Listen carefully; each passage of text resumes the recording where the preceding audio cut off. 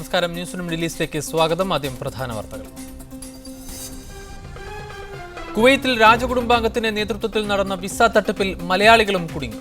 അനധികൃത വിസയിലെത്തിയത് 130 മലയാളികൾ. കസ്തൂരിരംഗൻ റിപ്പോർട്ടിന്മേലുള്ള കരട് വിജ്ഞാപനം ഇറങ്ങുന്നതിൽ അവ്യക്തത. വിജ്ഞാപനത്തിന് തെരഞ്ഞെടുപ്പ് കമ്മീഷന്റെ അനുമതിയില്ല. നടപടി തെരഞ്ഞെടുപ്പിനെ ഏതെങ്കിലും തരത്തിൽ ബാധിക്കുമോ എന്ന് പരിശോധിക്കണമെന്ന് കമ്മീഷൻ. വിജ്ഞാപനം വൈകിയാൽ വയനാട്ടിൽ സ്വന്തം സ്ഥാനാർത്ഥിയെന്ന് പശ്ചിമഘട്ട ജനസംരക്ഷണ സമിതി.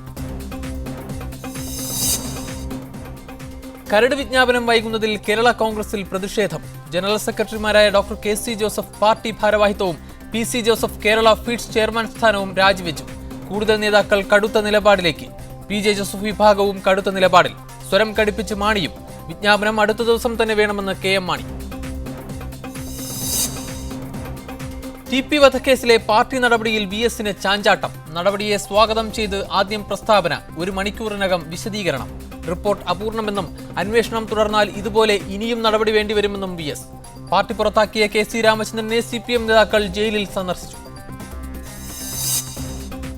നരേന്ദ്രമോദിയെ കാണാൻ ഗുജറാത്തിലെത്തിയ അരവിന്ദ് കെജ്രിവാളിനെ പോലീസ് തടഞ്ഞു. മുൻകൂർ അനുമതിയില്ലെന്ന് വിശദീകരണം. കെജ്രിവാൾ എത്തിയത് ഗുജറാത്ത് വികസനത്തെക്കുറിച്ചുള്ള 13 ചോദ്യങ്ങളുമായി. മോദിയുടെ അവകാശവാദവും യാഥാർത്ഥ്യവും തമ്മിൽ ബന്ധമില്ലെന്ന് കെജ്രിവാൾ. വാർത്തകൾ വിശദമായി. കുവൈത്തിൽ രാജകുടുംബാംഗത്തിന്റെ നേതൃത്വത്തിൽ നടന്ന വിസ കച്ചവടത്തിൽ മലയാളികളും കുടുങ്ങി. കഴിഞ്ഞ വർഷം അനധികൃതമായി 12,000 വിസകൾ ഇഷ്യൂ ചെയ്യപ്പെട്ട സംഭവത്തിലാണ് നിരവധി മലയാളികളും കുടുങ്ങിയത്. അനധികൃതമായി ഇഷ്യൂ ചെയ്യപ്പെട്ട സന്ദർശന വിസകളിലെത്തിയവർ സ്വന്തം നിലക്ക് തെറ്റുകാരല്ലാത്തതിനാൽ അവർക്കെതിരെ നടപടിയുണ്ടാവില്ലെന്നായിരുന്നു തുടക്കത്തിൽ അധികൃതർ വ്യക്തമാക്കിയിരുന്നത്. എന്നാൽ പിന്നീടാണ് കാര്യങ്ങൾ കീഴ്മേൽ മറിഞ്ഞത്.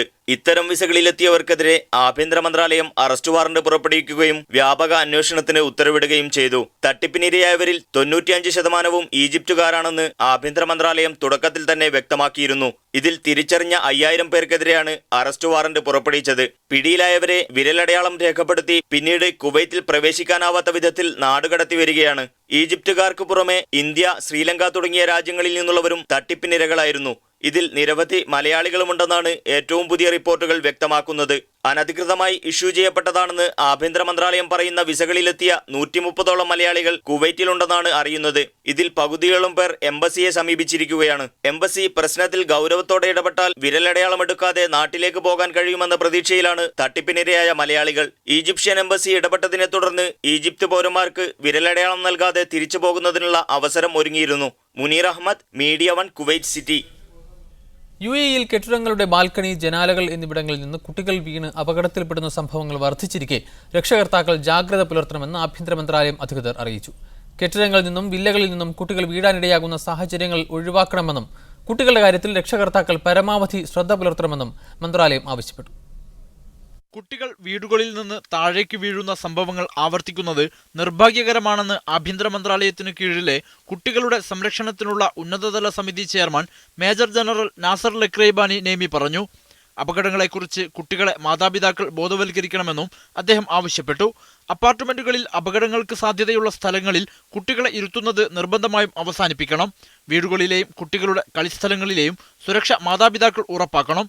കെട്ടിടങ്ങൾ നിർമ്മിക്കുമ്പോൾ കുട്ടികളുടെ സുരക്ഷ കൂടി ഉടമകളും റിയൽ എസ്റ്റേറ്റ് സ്ഥാപനങ്ങളും കൺസൾട്ടിംഗ് ഓഫീസുകളും കണക്കിലെടുക്കണമെന്നും അദ്ദേഹം ആവശ്യപ്പെട്ടു. കുട്ടികളെ അപകടങ്ങളിൽ നിന്നും ദുരന്തങ്ങളിൽ നിന്നും രക്ഷിക്കുന്നതിനായി ആഭ്യന്തര മന്ത്രാലയം വിവിധ പരിപാടികൾ ആസൂത്രണം ചെയ്യുന്നുണ്ട്. കുട്ടികൾ ബാൽക്കണി ഉപയോഗിക്കുന്നതിൽ കർശന നിയന്ത്രണം വേണം. ബാൽക്കണിയിലെ കമ്പികൾക്കിടയിലൂടെ കുട്ടികൾ വീഴാൻ സാധ്യതയുണ്ട്. വീടുകളിലെ അപകടങ്ങളിൽ നിന്ന് കുട്ടികളെ രക്ഷിക്കുന്നതിന് സംരക്ഷണ കേന്ദ്രം മാർഗനിർദ്ദേശങ്ങൾ തയ്യാറാക്കുന്നുണ്ടെന്നും മന്ത്രാലയം വിശദീകരിച്ചു. Media 1, Dubai. വിജയകരമായ ശസ്ത്രക്രിയയ്ക്ക് ശേഷം കുവൈത്ത് അമീർ ഷെയ്ഖ് സ്വബാഹ് അൽ അഹമ്മദ് അൽ ജാബിർ സ്വബാഹ് ന്യൂയോർക്കിലെ ആശുപത്രി വിട്ടു. അമീർ പൂർണ്ണ ആരോഗ്യവാനാണെന്ന് അമീരി ദിവാനി വാർത്താക്കുറിപ്പിൽ അറിയിച്ചു. പതിവ് മെഡിക്കൽ പരിശോധനകൾക്കായി ഫെബ്രുവരി 24-നായിരുന്നു അമീർ ന്യൂയോർക്കിലേക്ക് തിരിച്ചത്. പരിശോധനയ്ക്കൊടുവിൽ മൈനർ ഓപ്പറേഷന് വിധേയനാവുകയായിരുന്നു. തന്റെ പൂർണ്ണ ആരോഗ്യത്തിനും രോഗശമനത്തിനുമായി പ്രാർത്ഥിക്കുകയും പിന്തുണ അറിയിക്കുകയും ചെയ്ത മുഴുവൻ കുവൈത്ത് നിവാസികൾക്കും അമീർ നന്ദി അറിയിച്ചു. ഖത്തറിൽ നിന്ന് അംബാസഡറെ തിരിച്ചു വിളിക്കാൻ കുവൈത്ത് ഒരുക്കമല്ലെന്ന് ക്യാബിനറ്റ് കാര്യമന്ത്രി ഷെയ്ഖ് മുഹമ്മദ് അൽ അബ്ദുല്ലാഹ് സുബാഹ് വ്യക്തമാക്കി. പുതിയ സംഭവ വികാസങ്ങളെ തുടർന്ന് അംഗരാജ്യങ്ങൾക്കിടയിൽ അസ്വാരസ്യമുണ്ടായിട്ടുണ്ടെങ്കിലും ബന്ധത്തിൽ വിള്ളൽ വീഴാതെ നോക്കേണ്ടതുണ്ടെന്ന് പറഞ്ഞ മന്ത്രി ഇരു രാജ്യങ്ങൾക്കുമിടയിലെ സൗഹാർദ്ദം പഴയതുപോലെ തുടരുമെന്നും കൂട്ടിച്ചേർത്തു. അൽ-ഖായിദ വക്താവും കുവൈത്ത് സ്വദേശിയുമായ സുലൈമാൻ ബുഗൈസിനെതിരെ ന്യൂയോർക്കിലെ ക്രിമിനൽ കോടതിയിൽ വിചാരണ തുടങ്ങി. സെപ്റ്റംബർ 11 വേൾഡ് ട്രേഡ് സെന്റർ ഭീകരാക്രമണ കേസിലാണ് ഒസാമ ബിൻ ലാദന്റെ മകളുടെ ഭർത്താവ് കൂടിയായ ബുഗൈസിനെ വിചാരണ ചെയ്യുന്നത്. കഴിഞ്ഞ വർഷം ജോർഡാനിൽ വെച്ച് അമേരിക്കൻ രഹസ്യാന്വേഷണ ഏജൻസി CIA ആണ് അബുഗൈസിനെ പിടികൂടിയത്. 2013 ഫെബ്രുവരിയിൽ തുർക്കിയിലെ അങ്കാറയിൽ വെച്ച് CIA നൽകിയ വിവരപ്രകാരം തന്നെ അബുഗൈസിനെ തുർക്കി അധികൃതർ അറസ്റ്റ് ചെയ്തിരുന്നു. ഇദ്ദേഹത്തെ വിട്ടുകൊടുക്കാൻ അമേരിക്ക തുർക്കിയോട് ആവശ്യപ്പെട്ടെങ്കിലും കുറ്റവാളികളെ കൈമാറാൻ ഇരു രാജ്യങ്ങൾക്കുമിടയിൽ ഉടമ്പടിയില്ലാത്തതിനാൽ സ്വദേശമായ കുവൈത്തിലേക്ക് അയക്കുകയായിരുന്നു. സ്വദേശത്തേക്കുള്ള യാത്രക്കിടെയാണ് ജോർഡാനിൽ വെച്ച് CIA ഇദ്ദേഹത്തെ വീണ്ടും പിടികൂടിയത്. തീപ്പൊരി പ്രസംഗങ്ങളിലൂടെ ട്രേഡ് സെന്റർ ചാവേറുകൾക്ക് പ്രചോദനം നൽകിയിരുന്നയാളാണ് അബുഗൈസ് എന്ന് US assistant attorney Nicholas Levin കോടതിയിൽ പറഞ്ഞു. സാത്താനെതിരെ പൊരുതുക, അമേരിക്കക്കെതിരെ അൽ-ഖായിദക്കൊപ്പം ചേർന്ന് പോരാടുക എന്നതായിരുന്നു അബുഗൈസിന്റെ മുദ്രാവാക്യമെന്ന് അദ്ദേഹം കൂട്ടിച്ചേർത്തു. ഭീകരാക്രമണത്തിന് ശേഷം വിചാരണ ചെയ്യപ്പെടുന്ന ഏറ്റവും മുതിർന്ന അൽ-ഖായിദ നേതാവാണ് ഉസാമ ബിൻ ലാദന്റെ മകൾ ഫാത്തിമയുടെ ഭർത്താവ് കൂടിയായ അബുഗൈസ്. കുവൈത്തിൽ ഔക്കാഫ് മന്ത്രാലയത്തിൽ കർമ്മശാസ്ത്രാധ്യാപകനായും ജുമാ ഖത്തീബായും സേവനമനുഷ്ഠിച്ചിട്ടുള്ള അബുഗൈസ് 1994 സെർബുകൾക്കെതിരെ യുദ്ധം ചെയ്തുകൊണ്ടാണ് അൽ-ഖായിദയുടെ പോരാളിയായത്. അമേരിക്കക്കെതിരെ സമാനമായ ആക്രമണങ്ങൾ നടത്തുമെന്ന് ശക്തമായ മുന്നറിയിപ്പുകൾ നൽകിയിരുന്ന ഇയാളുടെ പൗരത്വം കുവൈത്ത് സർക്കാർ നേരത്തെ റദ്ദു ചെയ്തിരുന്നു. Media 1 Kuwait city. മൂടൽമഞ്ഞിനെ തുടർന്ന് വിമാന സർവീസുകൾ താളം തെറ്റിയതുമൂലം പ്രയാസം നേരിട്ട യാത്രക്കാർക്ക് നഷ്ടപരിഹാരം ഉറപ്പാക്കുമെന്ന് ഇത്തിഹാദ് എയർവേസ് അറിയിച്ചു. കാലാവസ്ഥ മോശമായതിനെ തുടർന്ന് അബുദാബിയിൽ കഴിഞ്ഞ ദിവസം നിരവധി വിമാന സർവീസുകൾ റദ്ദാക്കുകയോ വഴിതിരിച്ചുവിടുകയോ ചെയ്തിരുന്നു. യാത്ര മുടങ്ങിയവരെ ബദൽ സർവീസുകൾ ഏർപ്പെടുത്തി ലക്ഷ്യസ്ഥാനത്തെത്തിക്കാൻ തങ്ങൾ എല്ലാ ശ്രമവും നടത്തിവരുന്നതായും അധികൃതർ വ്യക്തമാക്കി. 1000-ലേറെ യാത്രക്കാർക്ക് അബുദാബി ഹോട്ടലുകളിൽ താമസ സംവിധാനം ഏർപ്പെടുത്താനും ഇത്തിഹാദ് എയർവേസ് നടപടി സ്വീകരിച്ചു. സൗദി അറേബ്യയിലെ പുരാതന നഗരമായ ദുമാത്ത് അൽ ജുന്താലിലെ കൃത്രിമ തടാകം ആയിരക്കണക്കിന് സഞ്ചാരികളെയാണ് ആകർഷിക്കുന്നത്. 40 കിലോമീറ്റർ അകലെയുള്ള സക്കാക്ക പട്ടണത്തിലെ മലിനജലമാണ് ഈ തടാകത്തിലേക്ക് എത്തുന്നത്. പക്ഷേ മരുഭൂമിയിലെ അത്ഭുതമായി മാറുകയാണ് ഈ തടാകം.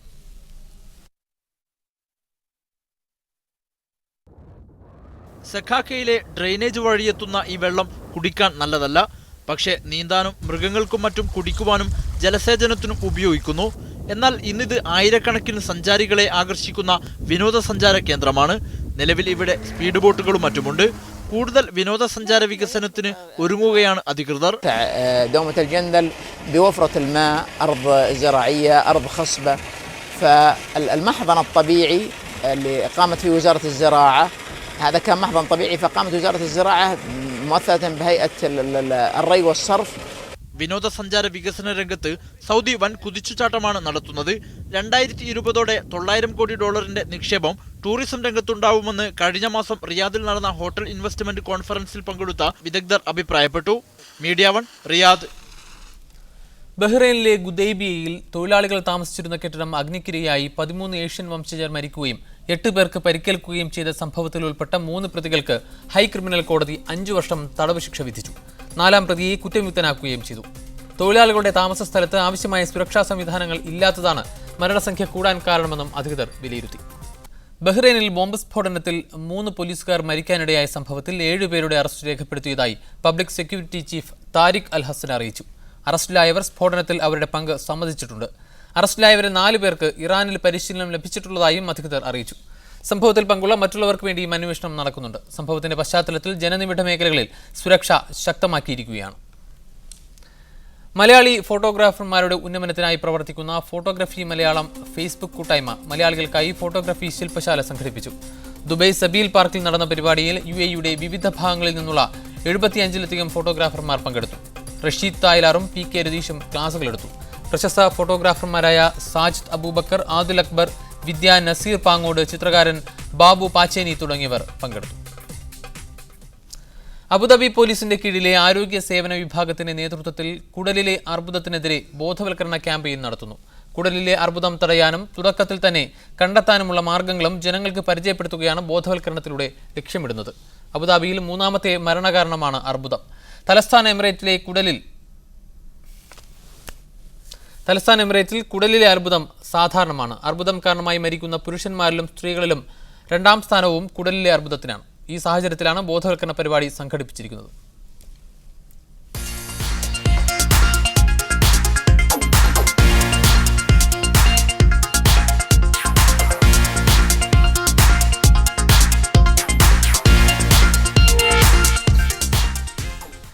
സക്കാത്തും ഇനി ബാങ്ക് വഴി നൽകാം. ഒമാനിലെ നിസ്വ ബാങ്കാണ് ഔക്കാഫ് മതകാര്യ മന്ത്രാലയവുമായി കൈകോർത്ത് ബാങ്ക് അക്കൗണ്ടിലൂടെ സക്കാത്ത് വിതരണത്തിന് സൗകര്യമൊരുക്കുന്നത്. ഒമാനിലെ ആദ്യത്തെ സമ്പൂർണ്ണ ഇസ്ലാമിക് ബാങ്കാണ് നിസ്വ ബാങ്ക്. ഉപഭോക്താക്കൾക്ക് ഏറ്റവും സൗകര്യപ്രദമായ രീതിയിൽ നിർബന്ധദാനം നിർവഹിക്കാൻ സൗകര്യമൊരുക്കുകയാണ് തങ്ങളെന്ന് ബാങ്ക് സിഇഒ ഡോക്ടർ ജമീൽ അൽ ജറോദി പറഞ്ഞു. നിസ്വ ബാങ്കിലെ അക്കൗണ്ടിൽ നിന്ന് വളരെ എളുപ്പത്തിൽ സക്കാത്ത് തുക ഔക്കാഫ് മന്ത്രാലയത്തിന്റെ അക്കൗണ്ടിലേക്ക് കൈമാറാൻ സാധിക്കും. സക്കാത്ത് ശേഖരിക്കുന്ന അക്കൗണ്ടിലേക്ക് നേരിട്ട് നിക്ഷേപിക്കാനാണ് ഉദ്ദേശിക്കുന്നതെങ്കിൽ അതിനും സൗകര്യമുണ്ട്. ഇനി എല്ലാ മാസവും നിശ്ചിത തുക സക്കാത്തായി നൽകാൻ ആഗ്രഹിക്കുന്നവർ അക്കാര്യം ബാങ്കിനെ അറിയിച്ചാൽ ബാങ്ക് ചെയ്തുകൊള്ളും. ഇസ്ലാം മതവിശ്വാസികൾക്ക് നിർബന്ധമായ 5 കാര്യങ്ങളിൽ ഒന്നാണ് സമ്പാദ്യത്തിൽ നിന്ന് നിശ്ചിത വിഹിതം സമൂഹത്തിൽ അവശത അനുഭവിക്കുന്നവർക്ക് എത്തിക്കുക എന്നത്. സക്കാത്തിന്റെ സാമ്പത്തികവും സാമൂഹികവുമായ പ്രാധാന്യം പൊതുജനങ്ങളെ ബോധ്യപ്പെടുത്താൻ ഈ പദ്ധതി ഉപകരിക്കുമെന്ന് ഔക്കാഫ് മന്ത്രാലയം പ്രതികരിച്ചു. സക്കാത്ത് നൽകാനായുള്ള ധനവിനിമയത്തിന് ട്രാൻസാക്ഷൻ ഫീസ് ഈടാക്കില്ല. അർഹരിലേക്ക് ധനസഹായം എത്തിച്ച് വളർച്ച കൈവരിക്കുകയാണ് ബാങ്കുകൾ ലക്ഷ്യമിടേണ്ടത്. സക്കാത്ത് കർമ്മവും സമൂഹത്തിൽ നിർവഹിക്കുന്നത് ഇതാണെന്ന് നിസ്വ ബാങ്ക് അധികൃതർ പറഞ്ഞു. Media 1 Muscat.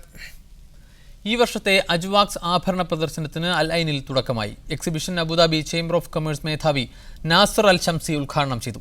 വിവിധ രാജ്യങ്ങളിലെ വൈവിധ്യമാർന്ന ആഭരണങ്ങളും വാച്ചുകളുമാണ് പ്രദർശനത്തിന്റെ സവിശേഷത. ഈ മാസം 10 വരെയാണ് മേള. ദിവസവും വൈകുന്നേരം 3-ന് പ്രദർശനം ആരംഭിക്കും. കേരളത്തിൽ നിന്നുള്ള ഷിനായ് ജ്വല്ലറിയാണ് അജ്വാക്സിലെ മലയാളി സാന്നിധ്യം. ഇന്ത്യ, ലെബനൻ, തുർക്കി, ഇറ്റലി എന്നിവിടങ്ങളിലെ ആഭരണങ്ങളാണ് സന്ദർശകരെ ആകർഷിക്കുന്നത്. Al Manama Business News brought to you by Al Manama. Al Manama Supermarkets. Moments of value shopping. ഷാർജയിലെ അൽ മജാസ് ദ്വീപ് പദ്ധതിയുടെ ഭാഗമായ അൽ മജാസ് ആംഫി തിയേറ്റർ മാർച്ച് 26-ന് തുറക്കും. 120 ദശലക്ഷം ദിർഹം ചെലവിൽ റോമൻ വാസ്തുവിദ്യ അനുസരിച്ച് നിർമ്മിക്കുന്ന തിയേറ്ററിന് 4500 പേരെ ഉൾക്കൊള്ളാനാകും. Sharjah capital of Islamic cultural ആഘോഷ പരിപാടിയുടെ പ്രധാന വേദിയാണ് ആംഫി തിയേറ്റർ. ആഘോഷ പരിപാടിയുടെ ഉദ്ഘാടനത്തോടനുബന്ധിച്ചായിരിക്കും ആംഫി തിയേറ്റർ തുറന്നു കൊടുക്കുക. കഴിഞ്ഞ വർഷം നവംബറിൽ നിർമ്മാണം ആരംഭിച്ച ആംഫി തിയേറ്റർ റെക്കോർഡ് വേഗത്തിലാണ് പൂർത്തിയാകുന്നത്. 2 ഘട്ടങ്ങളുള്ള പദ്ധതിയുടെ ആദ്യഘട്ടമാണ് ഇപ്പോൾ പൂർത്തിയാകുന്നത്. 2ാം ഘട്ടത്തിൽ ആംഫി തിയേറ്ററിനോടനുബന്ധിച്ച് റെസ്റ്റോറന്റുകൾ, കഫേകൾ, കോൺഫറൻസ് ഹാളുകൾ തുടങ്ങിയവ നിർമ്മിക്കും. 2 ഘട്ടങ്ങളുടെയും മൊത്തം ചെലവ് 140 ദശലക്ഷം ദിർഹമാണ്. ഖാലിദ് ലഗൂണിനെയും അൽമജാസ് ദ്വീപിനെയും ബന്ധിപ്പിച്ച് 13 ദശലക്ഷം ദിർഹം ചെലവിൽ പാലവും നിർമ്മിക്കുന്നുണ്ട്. ലൈവ് നാഷണൽ എന്റർടൈൻമെന്റ് എന്ന കമ്പനിയായിരിക്കും 3 വർഷത്തേക്ക് ആംഫി തിയേറ്ററിന്റെ പരിപാലനം നിർവഹിക്കുക. Sharjah capital of Islamic culture ആഘോഷത്തിന്റെ ഉദ്ഘാടനത്തോടനുബന്ധിച്ച് ആംഫി തിയേറ്ററിൽ ക്ലസ്റ്റേഴ്സ് ഓഫ് ലൈറ്റ് എന്ന പേരിൽ നാടകം അരങ്ങേറും. സൗദി കവി ഡോക്ടർ അബ്ദുറഹ്മാൻ അൽ അഷ്മാവി രചിച്ച ബഹ്റൈൻ കലാകാരനായ ഖാലിദ് അൽ ഷെയ്ഖ് സംവിധാനം നിർവഹിച്ച നാടകത്തിൽ ലോകത്തിന്റെ വിവിധ ഭാഗങ്ങളിൽ നിന്നുള്ള 200ഓളം കലാകാരന്മാർ അണിനിരക്കും. Media 1 Sharjah. ഇനി ഇന്നത്തെ സ്വർണ്ണവിലയും വിനിമയ നിരക്കും.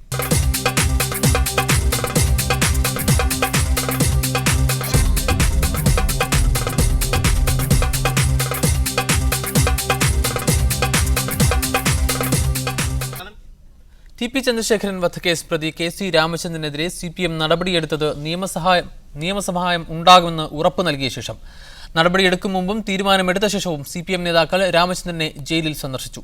നടപടിക്ക് 2 ദിവസം മുൻപ് MV ജയരാജനും AN ഷംസീറും അടക്കമുള്ള നേതാക്കളാണ് രാമചന്ദ്രനെ കാണാൻ പോയത്. ഇന്ന് രാവിലെ CPM ജില്ലാ സെക്രട്ടറി P. ജയരാജനും MV ജയരാജനും ജയിലിലെത്തി രാമചന്ദ്രനെ കണ്ടു. TP വധക്കേസുമായി ബന്ധപ്പെട്ട് പാർട്ടിയിൽ നിന്ന് പുറത്താക്കിയതിന് തൊട്ടു പിന്നാലെയായിരുന്നു കെ.സി. രാമചന്ദ്രനെ ഇന്ന് CPM നേതാക്കൾ കണ്ണൂർ ജയിലിൽ സന്ദർശിച്ചത്. CPM സംസ്ഥാന കമ്മിറ്റി അംഗങ്ങളായ MV Jayarajan, P. Jayarajan, James Mathew MLA എന്നിവരാണ് രാവിലെ രാമചന്ദ്രനെ കാണാൻ ജയിലിലെത്തിയത്. കെ.സി. രാമചന്ദ്രനെ അനുനയിപ്പിക്കുക എന്നതായിരുന്നു നേതാക്കളുടെ സന്ദർശന ലക്ഷ്യം. ലോക്സഭാ തെരഞ്ഞെടുപ്പ് അടുത്ത ഘട്ടത്തിൽ പൊതുജന മധ്യത്തിൽ മുഖം രക്ഷിക്കാൻ ഇത്തരമൊരു നടപടി ആവശ്യമായിരുന്നുവെന്ന് നേതാക്കൾ രാമചന്ദ്രനെ അറിയിച്ചു. എന്നാൽ കേസുമായി ബന്ധപ്പെട്ട നിയമസഹായങ്ങളും കുടുംബത്തിന് നൽകുന്ന സഹായവും പാർട്ടി തുടരുമെന്നും നേതാക്കൾ രാമചന്ദ്രന് ഉറപ്പു നൽകി. പാർട്ടി സംസ്ഥാന കമ്മിറ്റി കൈക്കൊണ്ട തീരുമാനം കെ.സി. രാമചന്ദ്രനെ അറിയിക്കാനാണ് ഞങ്ങളിവിടെ വന്നത്. നടപടിക്ക് മുൻപായി 3 വട്ടം CPM നേതാക്കൾ രാമചന്ദ്രനുമായി കൂടിക്കാഴ്ച നടത്തിയിരുന്നു. കഴിഞ്ഞ മാസം 10-ന് ജയിൽ സന്ദർശിച്ച CPM പോളിറ്റ് ബ്യൂറോ അംഗം കോടിയേരി ബാലകൃഷ്ണൻ പുറത്താക്കലടക്കമുള്ള കടുത്ത നടപടി ഉണ്ടാകുമെന്ന് രാമചന്ദ്രന് സൂചന നൽകിയിരുന്നു. മാർച്ച് 1-ന് സംസ്ഥാന കമ്മിറ്റി അംഗം MV ജയരാജൻ ജയിലിലെത്തി അച്ചടക്ക നടപടിയുമായി ബന്ധപ്പെട്ട കാര്യങ്ങൾ രാമചന്ദ്രനുമായി ചർച്ച നടത്തി. ഒടുവിൽ ഈ മാസം 4-ന് ഡിവൈഎഫ്ഐ നേതാവ് AM ഷംസീറും കോടിയേരി ബാലകൃഷ്ണന്റെ PA റിജുവും ജയിലിലെത്തി സംസ്ഥാന കമ്മിറ്റി സ്വീകരിച്ച പുറത്താക്കൽ നടപടി രാമചന്ദ്രനോട് വിശദീകരിച്ചു. KC രാമചന്ദ്രന്റെ പൂർണ്ണ സമ്മതം ലഭിച്ചതിന് ശേഷമായിരുന്നു ഇന്നലെ പുറത്താക്കൽ നടപടി സംസ്ഥാന കമ്മിറ്റി ഔദ്യോഗികമായി പ്രഖ്യാപിച്ചത്. മീഡിയ 1 കണ്ണൂർ. ഈജിപ്തിലെ പ്രതിപക്ഷ സംഘടനയായ മുസ്ലിം ബ്രദർഹുഡിനെ സൗദി അറേബ്യ ഭീകര സംഘടനയായി പ്രഖ്യാപിച്ചു. സിറിയയിൽ ബഷാറുൽ അസദിനെതിരെ പോരാടുന്ന അൽ ഖായിദ ബന്ധമുള്ള ജബ്ഹത്തുൻ നുസ്രയെയും മറ്റു 2 സംഘടനകളെയും ഭീകര സംഘടനകളായി പ്രഖ്യാപിച്ചിട്ടുണ്ട്. 2 മാസം മുൻപ് ഈജിപ്തും ബ്രദർഹുഡിനെ ഭീകര സംഘടനയായി പ്രഖ്യാപിച്ചിരുന്നു. ഭീകര സംഘടനകളുമായി ബന്ധപ്പെടുന്നത് 20 വർഷം വരെ തടവ് ശിക്ഷ ലഭിക്കാവുന്ന കുറ്റമാണ് സൗദി അറേബ്യയിൽ. ഇത്തരം സംഘടനകളുമായി ബന്ധപ്പെടുക മാത്രമല്ല, അവരുടെ ആശയങ്ങൾ പ്രചരിപ്പിക്കുന്നതും എഴുത്തിലൂടെയോ പ്രസംഗങ്ങളിലൂടെയോ അവരെ പിന്തുണയ്ക്കുന്നതും കുറ്റകരമായിരിക്കുമെന്നും സൗദി പ്രസ് ഏജൻസി റിപ്പോർട്ട് ചെയ്തു. TP ചന്ദ്രശേഖരൻ വധക്കേസ് സംബന്ധിച്ച പാർട്ടി അന്വേഷണ റിപ്പോർട്ട് പൂർണ്ണമായി അംഗീകരിക്കാതെ VS അച്യുതാനന്ദൻ. കൊലയ്ക്ക് പിന്നിൽ KC രാമചന്ദ്രന്റെ വ്യക്തിവിരോധമാണെന്ന പാർട്ടി നിലപാട് VS തള്ളി. രാഷ്ട്രീയമില്ലെന്ന് പറയാനാവില്ലെന്നും VS കൊട്ടാരക്കരയിൽ പറഞ്ഞു. പാർട്ടി അന്വേഷണ റിപ്പോർട്ട് സ്വാഗതം ചെയ്ത് പത്രക്കുറിപ്പ് ഇറക്കിയതിന് തൊട്ടു പിന്നാലെയായിരുന്നു VSന്റെ വിശദീകരണം. TP ചന്ദ്രശേഖരൻ വധത്തിൽ പാർട്ടിക്കാർക്ക് ബന്ധമുണ്ടെങ്കിൽ അവർ പാർട്ടിയിലുണ്ടാകില്ലെന്ന പാർട്ടി ജനറൽ സെക്രട്ടറി പ്രകാശ് കാരാട്ടിന്റെ പ്രസ്താവന പാർട്ടി നടപ്പിലാക്കിയിരിക്കുകയാണെന്നാണ് VS അച്യുതാനന്ദൻ പ്രസ്താവനയിൽ പറഞ്ഞിരുന്നത്. KC രാമചന്ദ്രനെ പാർട്ടിയിൽ നിന്ന് പുറത്താക്കിയ നടപടി ഇതിനു തെളിവായും ചൂണ്ടിക്കാണിച്ചിരുന്നു. എന്നാൽ അന്വേഷണ റിപ്പോർട്ട് അപൂർണമാണെന്നായിരുന്നു VS കൊട്ടാരക്കരയിൽ പറഞ്ഞത്. ആക്ഷേപങ്ങളും പരാതികളും വന്നു കഴിഞ്ഞാൽ ഈ പ്രഖ്യാപനം നടത്തിയ പ്രകാശ് കാരാട്ട് തന്നെ അതിന് മുൻകൈയെടുക്കാതിരിക്കില്ല എന്ന് നമുക്ക് കരുതാവുന്നതാണ്. അതാണ്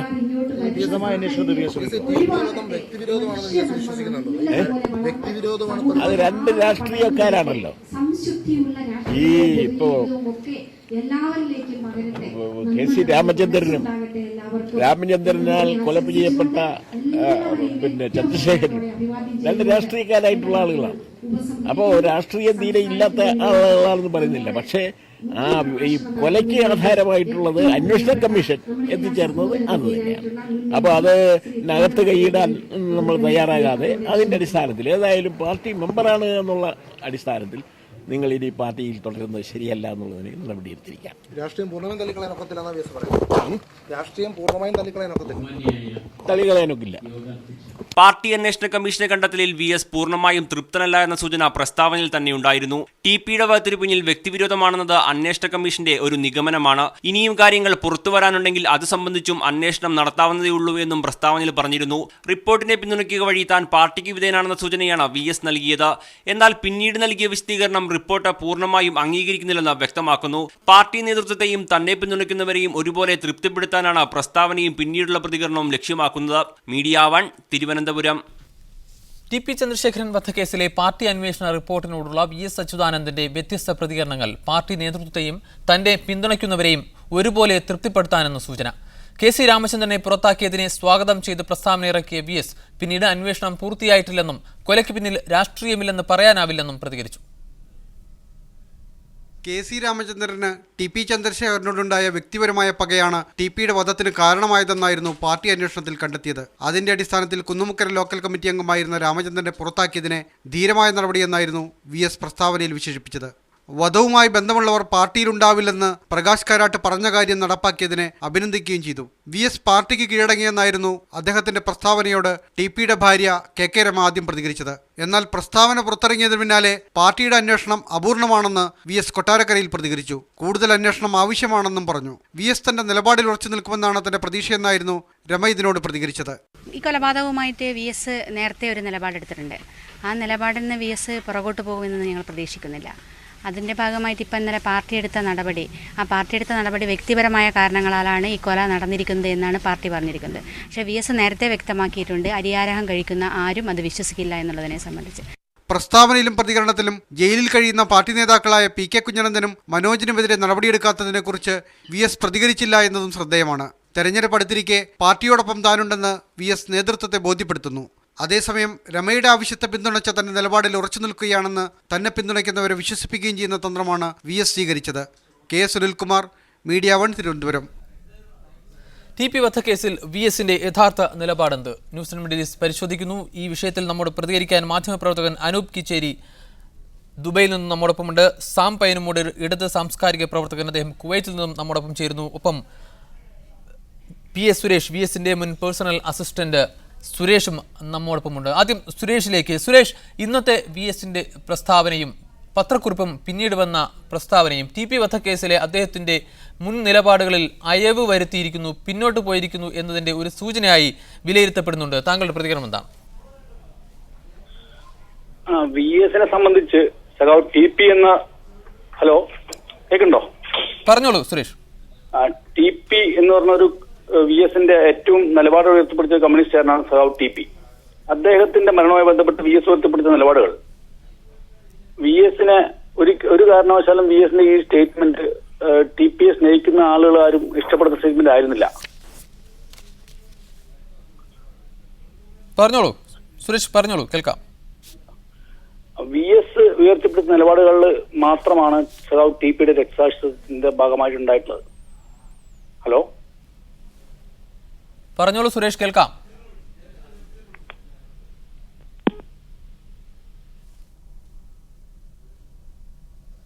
സുരേഷിലേക്ക് തിരിച്ചു വരാം. സാങ്കേതിക തകരാറുണ്ട്. ശ്രീ സാം പൈനുമൂട്, ഇടതു സാംസ്കാരിക പ്രവർത്തകൻ, കുവൈത്തിൽ നമ്മോടൊപ്പമുണ്ട്. ശ്രീ സാം പൈനുമൂട്, ഇന്ന് VSന്റെ പത്രക്കുറിപ്പ് ആദ്യം വന്നത് KC രാമചന്ദ്രനെതിരെ നിലപാടെടുത്തുകൊണ്ട് KC രാമചന്ദ്രനെ പുറത്താക്കുന്ന പാർട്ടി നടപടിയെ അഭിനന്ദിക്കുകയായിരുന്നു. പിന്നീട് പത്രപ്രവർത്തകരുടെ ചോദ്യത്തിന് അദ്ദേഹം മറുപടി പറയുമ്പോൾ പാർട്ടി അന്വേഷണ റിപ്പോർട്ടിനെ തള്ളിപ്പറയാനും അദ്ദേഹം മുന്നോട്ട് വരികയുണ്ടായി. എന്താണ് VSന്റെ യഥാർത്ഥ നിലപാട് ഇക്കാര്യത്തിൽ? VSനെ പോലെ ഉന്നതനായ ഒരു കമ്മ്യൂണിസ്റ്റ് നേതാവിന് പാർട്ടി നിലപാടിന് വിരുദ്ധമായ ഒരു നിലപാടെടുത്തുകൊണ്ട് മുന്നോട്ട് പോകാനാവില്ല എന്നുള്ളതാണ് യാഥാർത്ഥ്യം. ആദ്യം മുതലേ ഈ കേസ് പാർട്ടി അന്വേഷിക്കും എന്ന് പാർട്ടിയുടെ അഖിലേന്ത്യാ സെക്രട്ടറി സഖാവ് പ്രകാശ് കാരാട്ട് കേരള ജനതയോട് ഉറപ്പിച്ച് പ്രഖ്യാപിച്ചിരുന്നു. ആ വാഗ്ദാനം പാലിക്കപ്പെട്ടിരിക്കുന്നു. ഇങ്ങനെ നടത്തിയ അന്വേഷണത്തിന്റെ ഫലമായി KC രാമചന്ദ്രൻ എന്ന ലോക്കൽ കമ്മിറ്റി മെമ്പർ അദ്ദേഹം TPയുടെ വധത്തിൽ നേരിട്ട് ബന്ധപ്പെട്ടിരിക്കുന്നുവെന്ന് ബോധ്യപ്പെടുകയും അതിന്റെ അടിസ്ഥാനത്തിൽ അദ്ദേഹത്തെ ഈ പ്രസ്ഥാനത്തിൽ നിന്ന് പുറത്താക്കി ചെയ്തിരിക്കുന്ന യാഥാർത്ഥ്യമാണ് ഞാനും നിങ്ങളും ഇന്ന് തിരിച്ചറിയുന്നത്. ഈ അന്വേഷണം ഒരു പ്രഹസനമാണ് എന്നാണ് ഇന്നലെ വരെ കേരളത്തിലെ മിക്ക മാധ്യമങ്ങളും മറ്റ് സാംസ്കാരിക രാഷ്ട്രീയ പ്രവർത്തകരും വിശ്വസിച്ചിരുന്നത്, പ്രചരിച്ചിരുന്നത്. ഒരുപക്ഷെ പാർട്ടി സഖാക്കൾക്കറിയാം ഇത് വസ്തുതയാണ്, അത് നന്നായി അറിയുന്ന ആളാണ് സഖാവ് VS അച്യുതാനന്ദൻ. അതുകൊണ്ട് തന്നെ ഈ പ്രസ്താവനയ്ക്ക് വിരുദ്ധമായ ഒരു നിലപാടെടുത്തുകൊണ്ട് സഖാവ് VSന് മുന്നോട്ട് പോകാൻ കഴിയില്ല എന്നുള്ളതാണ് എനിക്കിവിടെ ആവർത്തിക്കാനുള്ളത്. താങ്കൾ തിരിച്ചുവരാം. ശ്രീ അനൂപ് കേച്ചേരി, ഇവിടെ VS ആദ്യം പാർട്ടിയെ അഭിനന്ദിക്കുന്നു, പിന്നീട് ഈ പാർട്ടിയുടെ അന്വേഷണം ഒരു പ്രാഥമിക അന്വേഷണം മാത്രമാണെന്നും ഇത് വ്യക്തിവിരോധം മാത്രമല്ല ചിലപ്പോൾ രാഷ്ട്രീയപരമായ കാരണങ്ങളും ഉണ്ടായിരിക്കാമെന്ന് പിന്നീട് വിശദീകരിക്കുകയും ചെയ്യുന്നു. ഒരേ സമയം പാർട്ടിയെ തൃപ്തിപ്പെടുത്തുക, അതേസമയം തന്നെ അംഗീകരിക്കുന്ന പാർട്ടി നിലപാടിൽ നിന്നും ഭിന്നമായ തൻ്റെ നിലപാടുകളെ പിന്തുണയ്ക്കുന്ന അണികളെ, RMP പ്രവർത്തകരെ, RMP നേതാക്കളെ, KK രമയെ ഒക്കെയും സമാധാനിപ്പിക്കുന്ന രീതിയിൽ അവരുടെ പിന്തുണ കൂടി ഉറപ്പാക്കുന്ന രീതിയിൽ രണ്ട് നിലപാടുകൾ സ്വീകരിക്കുന്നു. യഥാർത്ഥത്തിൽ പാർട്ടി എഴുതി തയ്യാറാക്കിയ ഒരു തിരക്കഥയിലെ തൻ്റെ റോൾ ഭംഗിയായി അഭിനയിക്കുകയല്ലേ VS യഥാർത്ഥത്തിൽ ചെയ്യുന്നത്? യഥാർത്ഥത്തിൽ VS അവിടെ ചെയ്തിരിക്കുന്നത് VSന്റെ പഴയ നിലപാട്, അതായത് VS എന്തായിരുന്നോ അതാണ് ഈ TP വിഷയത്തിലും ആവർത്തിച്ചത് എന്ന് വേണം നമുക്ക് കരുതാൻ. കാരണം പാർട്ടിയെ എതിർക്കുകയും ഒപ്പം വിനീത വിധേയനായി കഴിയുകയും ചെയ്യുക എന്ന VS അച്യുതാനന്ദന്റെ ഒരു പതിവ് രീതി, അത് ഈ TP വധക്കേസുമായി ബന്ധപ്പെട്ട വിഷയത്തിലും ഇപ്പോൾ ആവർത്തിച്ചു എന്ന് വേണം കരുതാൻ. തെരഞ്ഞെടുപ്പ് ആസന്നമായിരിക്കുന്ന ഒരു കാലത്ത് ഈ പാർട്ടിക്ക് വലിയ രീതിയിലുള്ള പ്രത്യാഘാതം ഉണ്ടാകും എന്ന് VS അച്യുതാനന്ദൻ തന്നെ അത് ഓർമ്മിപ്പിക്കുകയും അങ്ങനെ പോളിറ്റ് ബ്യൂറോയെ കൊണ്ട് ഇക്കാര്യം പറയുകയും ചെയ്തു. കഴിഞ്ഞ ദിവസം പ്രകാശ് കാരാട്ടുമായി നടത്തിയ കൂടിക്കാഴ്ചയിൽ പ്രകാശ് കാരാട്ട് VS അച്യുതാനന്ദന് ഒരു ഉറപ്പ് നൽകിയിരുന്നു, എന്തായാലും ഈ കാര്യം തെരഞ്ഞെടുപ്പിന് മുമ്പ് പുറത്തു പറയുമെന്ന്. എന്നാൽ ആ പുറത്തു പറയും എന്ന ഉറപ്പ് നൽകുകയും ആ ഉറപ്പിനെ അംഗീകരിക്കുകയും അതോടൊപ്പം തന്നെ അംഗീകരിക്കുക, അതായത് ഇത് പൊതുജനത്തിന് അത്രമാത്രം വിശ്വാസയോഗ്യമല്ല ഈ റിപ്പോർട്ട് എന്നുള്ളത് വി എസിന് അറിയുന്നത് കൊണ്ട് തന്നെ അവരെ കൂടി തൃപ്തിപ്പെടുത്താൻ വേണ്ടിയിട്ടുള്ള ഒരു പ്രസ്താവനയായിട്ട് മാത്രമേ ഇന്ന് കൊട്ടാരക്കരയിൽ ഇത് കാണാൻ കഴിയുകയുള്ളൂ. അദ്ദേഹം ഇറക്കിയിരിക്കുന്ന പ്രസ്താവനയുടെ പൂർണ്ണ രൂപം നമുക്ക് അറിയാവുന്നതാണ്. മീഡിയ വൺ ചാനലിലൂടെ തന്നെ അത് വളരെ വ്യക്തമായി മനസ്സിലാക്കുകയും ചെയ്തിട്ടുണ്ട്. പക്ഷെ ഈ ഒരു സാഹചര്യത്തിൽ അദ്ദേഹത്തിന്റെ സ്വതസിദ്ധമായ എന്താണോ അദ്ദേഹം ചെയ്തുകൊണ്ടിരിക്കുന്നത്, കഴിഞ്ഞ കുറെ കാലയളവിൽ അദ്ദേഹം ചെയ്തുകൊണ്ടിരിക്കുന്ന ആ ഒരു നിലപാടിൽ വീണ്ടും ആവർത്തിച്ചിരിക്കുന്നു. പക്ഷേ കേന്ദ്ര കമ്മിറ്റി ഇതിൽ നിന്നും ഇപ്പോൾ ഏറ്റവും ഒടുവിൽ കേന്ദ്ര കമ്മിറ്റിയുടെ ഒരു റിപ്പോർട്ട് വന്നിരിക്കുന്നത് വി എസ് അച്യുതാനന്ദന്റെ കൊട്ടാരക്കരയിലെ പ്രസ്താവനയിൽ വൈരുദ്ധ്യമൊന്നും കാണാനില്ല എന്നതാണ്. അതായത് അതിനെയും പാർട്ടി അംഗീകരിക്കുന്നു എന്ന് വേണം കഴിയാൻ. ഏറ്റവും പ്രധാനപ്പെട്ട ഒരു കാര്യം, ഇതിൽ ഒരു വൈരുദ്ധ്യം ഇനി വേണ്ട, ടി പി വധക്കേസുമായി ബന്ധപ്പെട്ട വിവാദങ്ങൾ ഇതാ ഇവിടെ അവസാനിപ്പിച്ചോളൂ എന്ന ഒരു നിർദ്ദേശം പാർട്ടി കേന്ദ്ര നേതൃത്വം നൽകുകയാണ് ഉണ്ടാവുന്നത്. അതാണ് കാര്യം. അതായത് ലോക്സഭാ തെരഞ്ഞെടുപ്പ് അടുത്തിരിക്കുന്നു, പാർട്ടി ഒറ്റക്കെട്ടായി തെരഞ്ഞെടുപ്പിനെ നേരിടേണ്ട സന്ദർഭമാണ്. വി എസിനെ പൂർണ്ണമായും പ്രചരണ രംഗത്ത് 20 മണ്ഡലങ്ങളിലും പ്രചരണ രംഗത്ത് ഇറങ്ങണമെന്ന് പോളിറ്റ് ബ്യൂറോയും കേന്ദ്ര കമ്മിറ്റിയും ആവശ്യപ്പെടുകയും ചെയ്തു. എന്നാൽ വി എസ് മുന്നോട്ട് വെച്ചത് ടി പി വധക്കേസിൽ ജനങ്ങൾക്ക് മനസ്സിലാകുന്ന രീതിയിൽ ഒരു വിശദീകരണം, ഒരു നടപടി പാർട്ടിയുടെ ഭാഗത്തു നിന്നും ഉണ്ടാകണം, എങ്കിൽ മാത്രമേ താൻ തെരഞ്ഞെടുപ്പിൽ സജീവമാവുകയുള്ളൂ എന്ന വി എസിന്റെ ആവശ്യപ്രകാരം ഇപ്പോൾ കേന്ദ്ര കമ്മിറ്റിയും പോളിറ്റ് ബ്യൂറോവും ഉണ്ടാക്കിയ ഒരു തിരക്കഥയാണ് ഇപ്പോഴുണ്ടായിരിക്കുന്ന പാർട്ടി അന്വേഷണ റിപ്പോർട്ടും കെ സി രാമചന്ദ്രന് എതിരെയുള്ള നടപടിയും എന്നാണ് പൊതുവെയുള്ള വിലയിരുത്തൽ. അങ്ങനെ ഒരു പ്രഹസനമായിട്ട് ഇതിനെ വ്യാഖ്യാനിക്കാനുള്ള യാതൊരു അടിസ്ഥാനവും ഞാൻ കാണുന്നില്ല. നിങ്ങൾ ഓർക്കുക, ഏതെങ്കിലും തരത്തിൽ കുറ്റകൃത്യം ചെയ്യുന്ന, അത് ക്രിമിനൽ കുറ്റമാവട്ടെ, അഴിമതിയാവട്ടെ, ഇമ്മോറൽ കേസാവട്ടെ, മറ്റ് ഏതുതരം കുറ്റമാവട്ടെ, CPM പോലൊരു കേരള പ്രസ്ഥാനത്തിൽ ഒരാൾക്കും നിൽക്കാൻ കഴിയില്ല എന്നുള്ളത് CPM-ന്റെ ചരിത്രം പരിശോധിക്കുന്ന ആർക്കും ബോധ്യമാകും. നിങ്ങൾക്കറിയാം കണ്ണൂരിൽ ശിക്ഷയുടെ വിഷയം. ഒരു പാർട്ടിക്കാരനും അദ്ദേഹത്തെ സംരക്ഷിക്കാൻ തയ്യാറായില്ല. ആ വനിതാ സുഹൃത്തിനെ അപമാനിക്കാൻ ശ്രമിച്ചു എന്ന് പാർട്ടി തിരിച്ചറിഞ്ഞപ്പോൾ അദ്ദേഹത്തെ പുറത്താക്കാൻ പാർട്ടി തയ്യാറായി.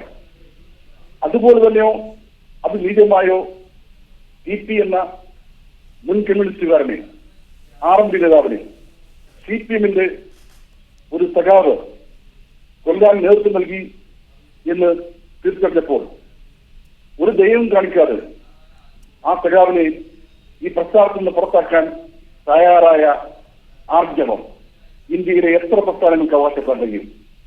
കോൺഗ്രസിനോ BJP-ക്കോ മറ്റ് സാമുദായിക കക്ഷികൾക്കോ എന്തിനധികം ക്രിസ്തീയ സംഘടനകളടക്കം അഭയാക്കേത്രക്കുള്ള കാര്യങ്ങൾ നിങ്ങളുടെ മുമ്പിലുണ്ട്. അവയെ കൊന്നത്, അതുമായി ബന്ധപ്പെട്ട് ക്രൈസ്തവ നേതാക്കൾക്ക് ബന്ധമുണ്ടെന്ന് ബോധ്യപ്പെട്ടപ്പോൾ, പക്ഷെ കോടതി ശിക്ഷിച്ച മറ്റ് 2 CPM പ്രവർത്തകരെ കുറിച്ചുള്ള പാർട്ടി നിലപാട് എന്താണ്? തീർച്ചയായിട്ടും പാർട്ടിയുടെ അന്വേഷണത്തിൽ, ഉന്നതാധികാരം നടത്തിയ പാർട്ടി അന്വേഷണത്തിൽ VP രാജേന്ദ്രൻ മാത്രമാണ് കുറ്റക്കാരൻ, മറ്റുള്ളവർ കുറ്റക്കാരാണ് എന്ന് അതിന്റെ കമ്മ്യൂണിറ്റിയിൽ പറയുന്നില്ല. അതുകൊണ്ട് തന്നെ പാർട്ടി സഹയാത്രികൾക്കും പാർട്ടി ബന്ധുക്കൾക്കും പാർട്ടി സഹാക്കൾക്കും ഇത് മാത്രം ഇടപെടുകയാണ്. തിരിച്ചു വരാൻ താങ്കളിലേക്ക്. ഇപ്പോൾ സുരേഷിലേക്ക് വീണ്ടും. സുരേഷ് കേൾക്കാമോ താങ്കൾക്ക്? കേൾക്കാം, പറയൂ. സുരേഷ്, ഇവിടെ വി എസിന്റെ നിലപാട്, നേരത്തെ TP വധക്കേസുമായി ബന്ധപ്പെട്ട് വി എസ് ഉയർത്തിയ ശക്തമായ നിലപാട്, പാർട്ടിയിലെ സംസ്ഥാന നേതൃത്വത്തെ വിമർശിക്കുന്ന തരത്തിലുള്ള നിലപാടിൽ നിന്നും പിന്നോക്കം പോയതുപോലുള്ള സൂചനയാണ് ഇന്നത്തെ പത്രക്കുറിപ്പും തുടർന്ന് വന്ന വിശദീകരണവും വ്യക്തമാക്കുന്നത്. RMP നേതാവ് രമ കൂടി ആ രീതിയിൽ വി എസ് ഇക്കാര്യത്തിൽ കൂടുതൽ വ്യക്തതയുള്ള ഒരു അഭിപ്രായം പറയണമെന്ന് രമ ആവശ്യപ്പെടുന്ന തരത്തിൽ ഇക്കാര്യത്തിൽ പിന്നോക്കം പോയതായാണ് വിലയിരുത്തപ്പെടുന്നത് വി എസ് എന്നത്. താങ്കൾ എങ്ങനെ പ്രതികരിക്കുന്നു? അല്ല, സഖാവ് TP CPM-ന്റെ ഉശിരനായ പോരാളിയായിരുന്നു. അദ്ദേഹം പാർട്ടി നിന്ന് പുറത്താക്കപ്പെടുന്നത് വി എസ് ഉയർത്തപ്പെടുന്ന നിലപാടിന്റെ ഭാഗമായിട്ടാണ്. അത് വി എസ് ഇന്ന് എടുത്ത നിലപാട്, വി എസ് ഇന്ന് പറഞ്ഞ പ്രതികരണം ഒരു പക്ഷേ വി എസിന്റെ ഏറ്റവും ഒരു തന്ത്രപരമായ നിലപാടെന്നാണ് എനിക്ക് തോന്നുന്നത്. അദ്ദേഹം ഒരിക്കലും TP ഒരിക്കലും വി എസിന്റെ നിലപാട് ഉയർത്തിപ്പിടിച്ചുകൊണ്ട് മാത്രമാണ് പാർട്ടിയിൽ നിന്ന് പുറത്തായത്. അദ്ദേഹത്തിന് സഖാവ് TP ഒരിക്കലും കമ്മ്യൂണിസ്റ്റ് വിരുദ്ധനായിരുന്നില്ല. ഹലോ, പറയൂ, കേൾക്കാം. സഖാവ് TP പുറത്താക്കപ്പെടുന്നത് പറയൂ സുരേഷ്, കേൾക്കുന്നുണ്ട്.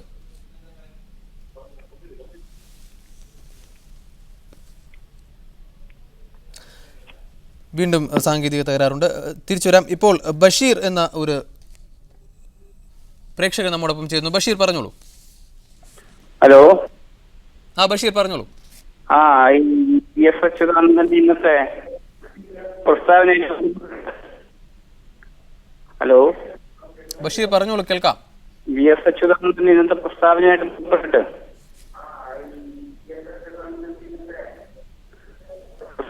ബന്ധപ്പെട്ടിട്ട് പാർട്ടിയുടെ തീരുമാനം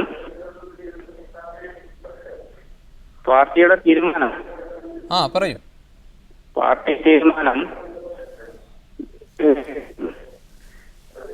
അദ്ദേഹത്തിന് കുറ്റക്കാരൻ. നന്ദി ബഷീർ പ്രതികരിച്ചതിന്. വീണ്ടും ശ്രീ അനൂപിലേക്ക്. അനൂപ് കേച്ചേരി, മാധ്യമപ്രവർത്തകൻ. അനൂപ്, ഇന്നത്തെ VSന്റെ പ്രസ്താവനയിലെ ഒരു ഭാഗം വളരെ ശ്രദ്ധേയമാണ്. അദ്ദേഹം ഈ TP വധക്കേസിലെ KC രാമചന്ദ്രനെതിരായ നടപടിയിൽ അഭിനന്ദനം അറിയിക്കുന്നത് പ്രകാശ് കാരാട്ടിനാണ്, ജനറൽ സെക്രട്ടറിക്കാണ്. സംസ്ഥാന നേതൃത്വവുമായി അദ്ദേഹം തുടരുന്ന ഭിന്നതയെ അല്ലെങ്കിൽ അദ്ദേഹത്തിൻ്റെ വിഭാഗീയതയെ ഊന്നിപ്പറയുന്ന അർത്ഥത്തിലാണ് ഈ പ്രസ്താവനയെ നമുക്ക് വായിക്കാൻ കഴിയുക.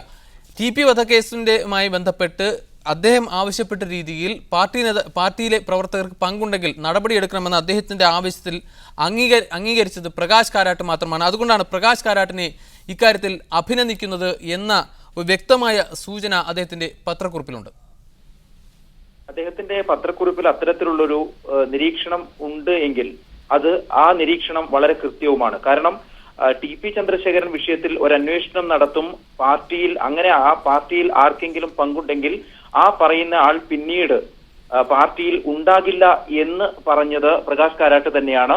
അതുകൊണ്ട് ആ ഒരു നടപടി പ്രകാശ് കാരാട്ട് സ്വീകരിച്ചു, അല്ലെങ്കിൽ ആ വാക്ക് പാലിച്ചു എന്നുള്ളത് കൊണ്ട് പ്രകാശ് കാരാട്ടിന് തന്നെയാണ് അക്കാര്യത്തിൽ ഏറ്റവും പ്രധാനമായും അംഗീകരിക്കുന്നതും അഭിനന്ദനാർഹമായി VS കാണുകയും ചെയ്യുന്നത്. അത് CPM സംസ്ഥാന കമ്മിറ്റിക്കകത്തുള്ള അല്ലെങ്കിൽ CPM സംസ്ഥാന നേതൃത്വത്തിന് ഈ വിഷയത്തിൽ പൂർണ്ണ തൃപ്തി ഉണ്ടോ എന്ന കാര്യത്തിൽ VS ഒരു ആശങ്കയാണ് അവിടെ പ്രകടിപ്പിക്കുന്നത്. ആ ആശങ്ക അല്ലെങ്കിൽ ഈ ഇന്നലത്തെ റിപ്പോർട്ട് അത്രമാത്രം നന്നായിരുന്നോ എന്ന് വേണം, അല്ലെങ്കിൽ നന്നായിരുന്നില്ല എന്ന ഒരു വിഭാഗം ഇപ്പോഴും വിശ്വസിക്കുന്നുണ്ട്.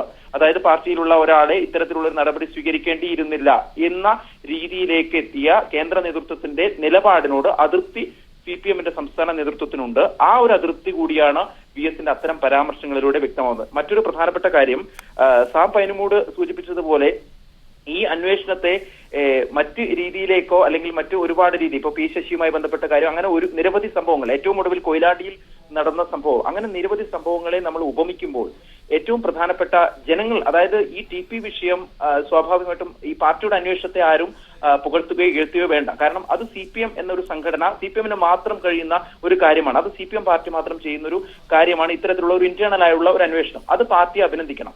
പക്ഷേ TP ചന്ദ്രശേഖരൻ വിഷയത്തിൽ അത് സമൂഹം ഏറ്റെടുത്തത് കൊണ്ടാണ് ഇപ്പോൾ ഈ വിഷയം ഇന്നലെ ഇന്നും ഒക്കെ ആയിട്ട് മീഡിയ വൺ ഉൾപ്പെടെയുള്ള ചാനലുകൾ ചർച്ച ചെയ്യുന്നത്. അതൊരു ജനങ്ങൾ ഏറ്റെടുക്കുന്ന ഒരു വിഷയം കൂടിയായി മാറുന്നത് കൊണ്ടാണ്. CPMന്റെ പാർട്ടി ചട്ടപ്രകാരം ഇത് വലിയ രീതിയിലുള്ള ഒരു ചർച്ച ചെയ്യുന്നതിനോ അല്ലെങ്കിൽ അന്വേഷണം നടത്തുന്നതിനോ നമുക്ക് തെറ്റു പറയാൻ കഴിയില്ല. ആ അന്വേഷണം നടത്തിയത് കൃത്യമാണ്, അത് വേണ്ട രീതിയിൽ നടപടി സ്വീകരിച്ചു. പക്ഷേ ഇപ്പോഴും ജനങ്ങൾക്കുള്ള സമയക്കുറവ് മൂലം ഇടപെടുകയാണ്. ഒരിക്കൽ കൂടി സാം പൈനുമൂടിലേക്ക്. സാം, VS എന്ന് പറയുകയുണ്ടായി ഇത് ഒരു പ്രാഥമിക റിപ്പോർട്ട് മാത്രമാണ്, രാഷ്ട്രീയ വിരോധം ഈ കൊലപാതകത്തിൽ ഉണ്ടാവാൻ സാധ്യതയുണ്ട്, അതുകൊണ്ട് തന്നെ കൂടുതൽ അന്വേഷണം, ഈ അപൂർണമായ അന്വേഷണത്തെ കഴിഞ്ഞ് കൂടുതൽ അന്വേഷണം ഇക്കാര്യത്തിൽ നടത്തേണ്ടതായിട്ടുണ്ട് എന്ന് VS പറയുന്നു. പാർട്ടി അങ്ങനെ ഒരു അന്വേഷണം ഇതിനെ തുടർന്ന് നടത്താൻ സാധ്യതയുണ്ടോ? തീർച്ചയായിട്ടും ഈ അന്വേഷണത്തിന്റെ ഫൈനൽ ജഡ്ജ്മെന്റ് ആണ് വന്നത് എന്നാണ് എന്നെ പോലെയുള്ള ഒരു പ്രവാസി മലയാളി കണക്കാക്കുന്നത്. ആ കാര്യത്തിൽ വസ്തുതാപരമായ അന്വേഷണം നടത്താൻ കാലതാമസം വന്നു എന്നൊരു ആക്ഷേപം പോലും ഞാൻ ഇവിടെ ഉന്നയിക്കുകയാണ്. ഏതായിരുന്നാലും ഈ അന്വേഷണം ഫൈനലാണ്. മാതൃകാപരമായി രാമകൃഷ്ണനെ ശിക്ഷിക്കുന്നതോടുകൂടി CPM കേരള ഘടകവും കേന്ദ്ര ഘടകവും മറ്റ് രാഷ്ട്രീയ പ്രസ്ഥാനങ്ങൾക്ക് മാതൃക കാണിച്ചിരിക്കുന്നു എന്നാണ് എനിക്കിവിടെ വളരെ സ്നേഹപൂർവ്വം നിങ്ങളെ ഓർമ്മിപ്പിക്കാനുള്ളത്. റൈറ്റ്. TP ചന്ദ്രശേഖരൻ വധക്കേസിൽ KC രാമചന്ദ്രൻ, പാർട്ടി അംഗമായ KC രാമചന്ദ്രനെതിരെ പാർട്ടി എടുത്ത നിലപാടിനെ കുറിച്ചുള്ള VSന്റെ പ്രതികരണമാണ് ന്യൂസ് റിലീസ് ചർച്ച ചെയ്തത്. ഈ ചർച്ചയിൽ നമ്മോടൊപ്പം ഉണ്ടായിരുന്നത് VSന്റെ മുൻ പേഴ്സണൽ അസിസ്റ്റന്റ് P സുരേഷ്, ഒപ്പം സാം പൈനുമൂട് ഇടത് പ്രവർത്തകൻ, അനൂപ് കേച്ചേരി മാധ്യമപ്രവർത്തകൻ, ഇവരാണ് നമ്മോടൊപ്പം ചർച്ചയിൽ പങ്കെടുത്തത്. ചർച്ചയിൽ പങ്കെടുത്ത അതിഥികൾക്ക് നന്ദി. ന്യൂസ് ഇൻ മിഡിൽ ഈസ്റ്റ് പൂർണ്ണമാകുന്നു. Good night and good bye.